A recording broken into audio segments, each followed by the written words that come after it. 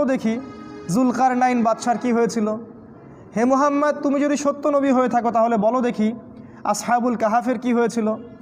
হে মুহাম্মদ, তুমি সত্য নবী হয়ে থাকলে বলো দেখি রূহ কাকে বলে। 3টা প্রশ্ন করেছিল। জুলকারনাইন বাদশার কি হয়েছিল, আসহাবুল কাহাফের কি হয়েছিল, আর রূহ আত্মা কাকে বলে। আমাদের নবী মুহাম্মদ সাল্লাল্লাহু আলাইহি ওয়াসাল্লাম বলেছিলেন আগামীকালকে এসো আমি বলে দিব। কি বলেছিলেন? আগামীকালকে এসো আমি বলে দিব। ওহি আসা বন্ধ হয়ে গেল। 3 মাস 4 মাস 6 মাস কোনো ওহি আসে না। আমাদের নবী মুহাম্মদ সাল্লাল্লাহু আলাইহি ওয়াসাল্লাম একটা শব্দ বলতে ভুলে গিয়েছিলেন, একটা, সেটা হলো ইনশাআল্লাহ।